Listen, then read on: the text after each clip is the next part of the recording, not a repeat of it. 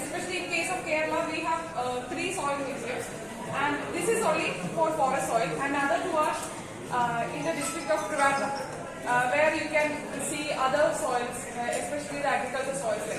And in coming to the forest soils, the thing is that every person cannot access the forest directly, because we have restrictions to enter the reserve forest, wildlife sanctuaries, national parks like that. And especially in case of KFRI, we have the permission to access there, and we so that we could collect soils from there, and we can exhibit here so that you can learn about it. Every person who visit here can learn about this forest soil, how this soil is being developed. So the term soil or seeing soil is a normal thing for us. So from childhood itself, we have been seeing soil. But what we see as soil is like the skin. How we see our skin, similar to that. So the topmost portion is visible to us. So in that there is soil. So when we say about soil, and the study of soil is not a soil science. So when we study soil up to a depth of 2 meters or bedrock, whichever comes earlier. So that is the thing. That means up to 2 meters we usually study as soil, and the remaining thing what comes after that will be studied by geologists mainly. So that is the type of cooperation we have between the soil scientists and geologists. So that whatever we see in the top is like our skin, and in depth we will be studying about up to so when we dig soil, and when we expose the soil to a three-dimensional structure, we see soil like this. Just like how we cut a layered cake. We have cream cakes now, the Christmas cakes and all. So when we cut the cakes, we have different layers. We have chocolate layer, then vanilla sponge cake layer, then gel will be there. So similar to that, we have different layers in case of soil also. And when we expose the soil like this, we say it as a profile, a three-dimensional vertical view. So in this three-dimensional vertical view, we have different layers, just like cake. So each layer is known as each horizon. So the topmost horizon. So we name that using different like in English ABC like that.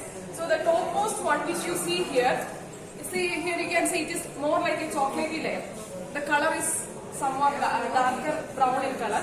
So this one is actually the layer which is rich in organic matter, so, humus rich layer. So the topmost layer, see, that is brown in color, isn't it? Somewhat black, darker color. So that is darker in color because every nutrients or every organic matter which was deposited in the soil, it is mixed with that soil. It is being decomposed there, partially decomposed, and it gives that dark color appearance. So that is since it is organic rich layer, it is known as organic horizon or O horizon, or we say it as humus. We say it as humus. And the second layer is actually A horizon. The next layer to O is A horizon.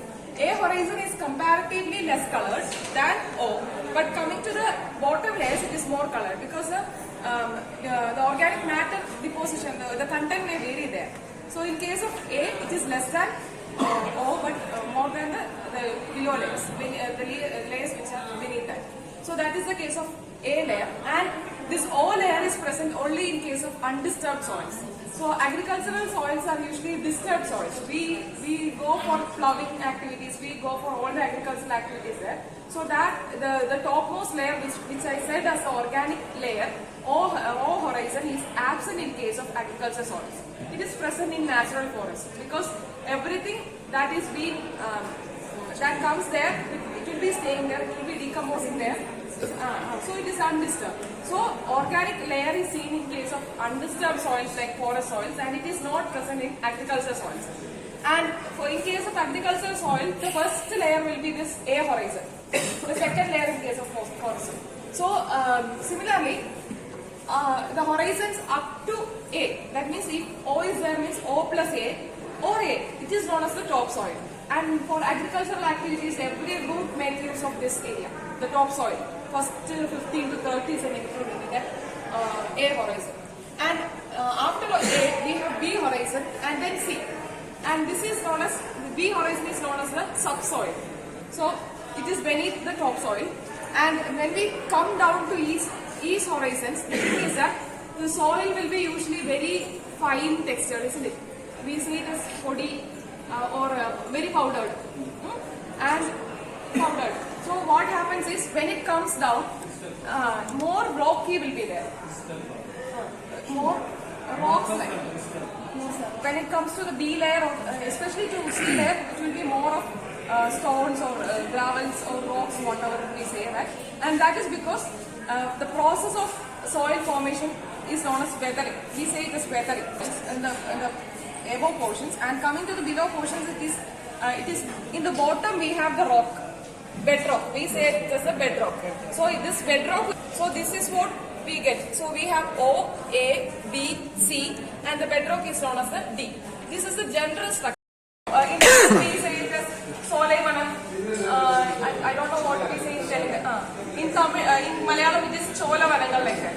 The speciality of this Shola forest is that this is seen only in the valleys. Only in the junction between two hills we see this forest. Forest is only the dark green color. That is only forest. 630 tons per hectare carbon deposit in case of Shola. That is only because of the special type of climate here. Because the Shola hills are seen in high elevation areas. Like hilly area we have grass, and in the valley area we have the Shola. It is like a continuous patches. So it is like we have grassland, then Shola, again grassland, again. So it is. We say it as a single ecosystem. So we say it as like Shola, grassland, mosaic ecosystem. So it is sea activity. There we have more carbon deposit where organic matter is stored, and when it comes down, the color is different. So that's what I told. When the vegetation changes, the soil may vary. So if we say evergreen, when the trees don't shed their leaves in a particular season. Trees will be shedding their leaves, but we don't know, not in a particular season. So when it comes to deciduous, they shed their leaves in a particular season, especially this season, this winter season. So what we see is like in this winter season, we see that forest is an empty one, dried one. So we say that it is deciduous, which sheds their leaves. Here also, this is not they are evergreen or they shed their leaves. Shed cheyattilla ennu arthalla. They shed their leaves continuously. Three monoliths are collected from Thrissur district itself. Same district, almost from nearby places itself, but the soils are different. You can see, when you see these three, you can see differences in the soil type, and that differences is due to the change in the vegetation. The factor which I told earlier. Only because of the change in the vegetation, we have changes here. Here you can see, I told you about weathering. We know about rocks decomposes or it breaks down into soil. See here you can see a white, like fungal like thing. It is not fungus, it is actually a soft rock which is being decomposed. These are also a part of weathering. So with our eyes, it is actually a long process. It takes millions of years. Forest which is present there, or the plants which are present there. So in our Karnataka, in Malnad area, we can see evergreen forest. Yes. In northern continuously they will fall down, continuously they will grow. Sir, our soil depends upon climate sand. Climate sand. Our ಹೇಳಿದ್ರಲ್ಲ sir ನೀವು climate base ಮೇಲೆ ಬರೋದಿಲ್ಲ ಅಂತ ಏನು Monoliths are actually, that 5 soils are actually less disturbed, either by nature or by human beings. The disturbances are very less in their formation. And coming here, some sort of disturbances are there. Either humans have a role in that or nature. So the first two things which are exhibited here, dry deciduous and scrub jungle. These are from the Idukki district, Chinnar area, which is very near to Munnar area. So the term Munnar, we will be thinking like lush green area, isn't it? But the thing is that in the photo you can see it is very dry with less vegetation. Just like an evergreen or Shola area, it should be there because it's a part of Western Ghats. But still it is a dry place. It is because this Chinnar area is in the eastern side of Western Ghats. Eastern side of Western Ghats means the part of Western Ghats which is facing the Tamil Nadu side. So the thing is that whatever rain is received in the Western Ghats is received in the western side, in the Kerala side. So this part, the eastern side is not receiving any type of rain. So what happens? happens is it appears to be dry. Vegetation will be less, no rain there. More of xerophytic plants are seen. So this will automatically, isn't it? From the top itself, you cannot see that powdered soil. It is more rocky, like soil formation is not properly taken place. So it is more like, what to say? Here nature is forest, and from here we will see the activities of human beings. Either this degraded forest are degraded either because of our activity or maybe due to forest fire or grazing like that, but mostly because of our activity. So what happens is, when there is a forest, the thing is that it is like standing inside an umbrella. When we are standing inside an umbrella, we are being protected from sunlight, rain, wind, everything, isn't it? But when we remove that umbrella, we are exposed to direct sunlight, rainfall, wind, everything. So same is the case.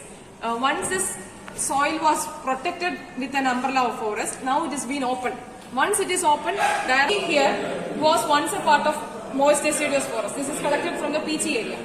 So now the soil is entirely different. See, here you can see in case of soil taxonomy, it is clayey skeletal.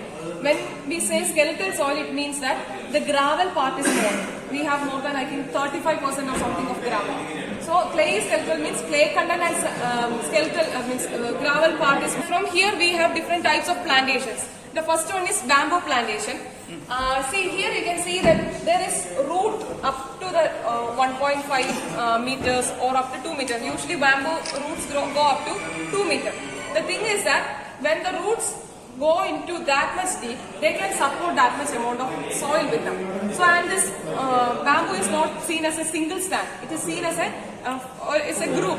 So that much group can hold a good amount of soil.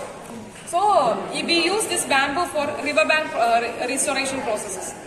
So when flood comes, it won't be destroyed. The soils won't be destroyed. Soil erosion will not take place. Yes. Prevent the soil erosion. So in order to prevent the soil erosion, we go for this bamboo plantation. And next to that you have reed bamboo. Reed bamboo is comparatively smaller one. You can see here. In bamboos also we can find that deep rooted. Deep. In bamboos only it is found in deep rooted. Comparatively smaller, and it has less deep root systems. But the thing is that it is similar to bamboo in case of its holding power. So it can hold every soil that is been with them. So the thing is that we use reed bamboo for restoration of areas with rocky terrains. So we have rocks, and if we have soils with lands, we have agriculture and forestry. This is a rubber plantation, and next we have teak plantations. So the specialty of that for 30 or 40 years, and we cut them, we again plant the same thing. So we are making use of the same nutrients or same soil, and we are not refreshing the soil. So what happens is, like, it will affect the soil formation. And especially in teak vegetation means the plant which is being planted in the first time is still there. When it comes to second rotation, that means we cut the plant once, second plantation is growing there. So what happens is, every time when we cut it, it becomes like an degraded forest. Soil is being opened. So similar to that,